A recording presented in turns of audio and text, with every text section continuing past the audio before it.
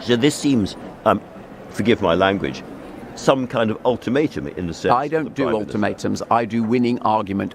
So the first thing to say is we don't know. Government have said very clearly that no decision has been made. So my reaction is very clear, that it would be the wrong decision. The case for HS2 was right 10 years ago when it was made, and it's still right. It's about connectivity between London and the north, and it's about capacity on the West Coast Main Line. And that still stands right now. Andy, you seem quite angry about this.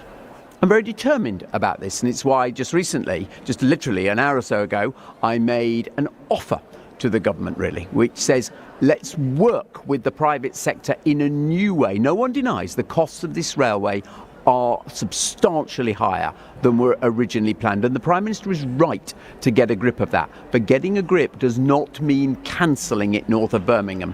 It means standing back, working with the private sector, all sorts of offers from leading global companies to find a better way of doing this at a cost that we can afford.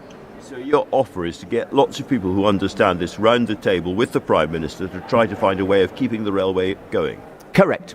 So you said that it would run from Old Oak Common to Birmingham. There's no business case for that. Everybody knows that. Even as the proudest Brummie, that is not right. We need the full line from Euston to Manchester for there to be a good national investment. Therefore, stand back from the bit that is still yet to be planned and say, how do we do this at much less cost? And we've got offers from major companies who've done this in other countries. In France, in Japan, in Hong Kong, it's done differently. It does not cost the taxpayer as much. And that's what we've got to get to, not continue just with this statist approach to it.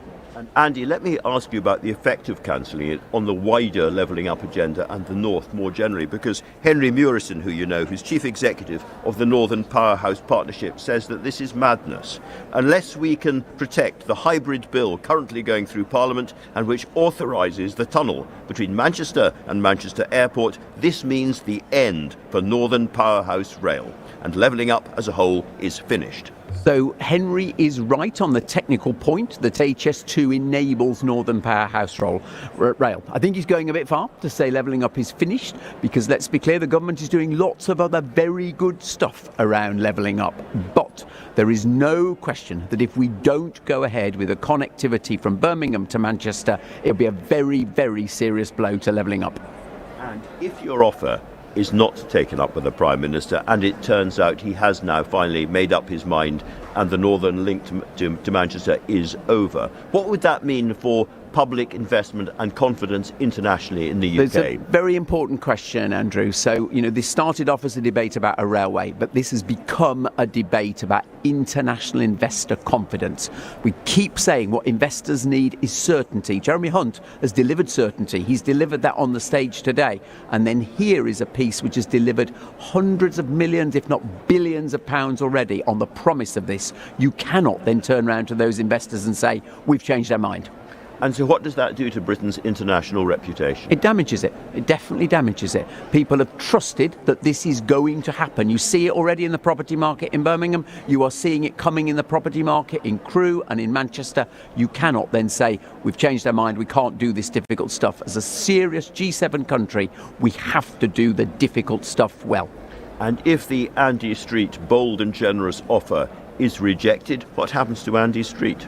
Andy Street will keep arguing that HS2 is the right thing to do, and that is the only issue that matters today, Andrew. But if you don't get the link to Euston and this is done, does that not undermine much of what you have been saying as West Midlands Mayor? Well, this is why this is so important. You said earlier that I was angry, and I said I'm determined, but for 12 years since this was first agreed, every single time we have done inward investment trips anywhere around the world, in the boardrooms around the world, we've said Birmingham will be at the centre of this new network. And we've just had record inward investment numbers on the back of that. You cannot just change that investment script overnight.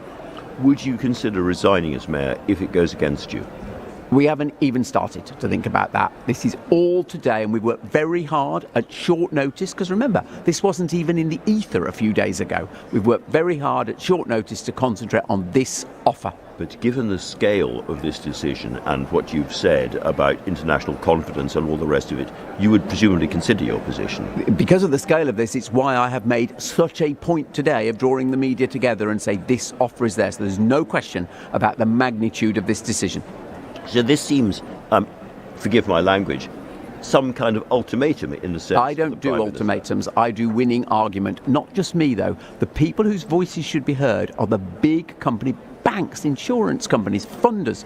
They are the people who really, as a good Conservative, fiscally prudent Prime Minister, they're the people who should be drawn in to find an answer to this. So this is what's slightly strange and confusing about all of this, because we've heard Jeremy Hunt and others saying this is a pro-business government. This is a government which listens and works with business. And yet on this occasion, business seems to be ignored.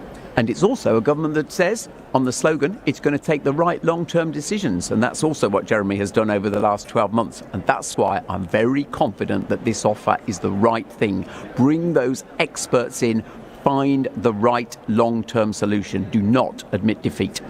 Or else? We've talked about it. We set back levelling up, definitely, that connectivity piece, driving investment into our northern cities. And, of course, we also, I think, set back the prospects of the Conservative Party. Andy Street, thank you very much indeed for coming in and talking to LBC tonight. Much appreciated.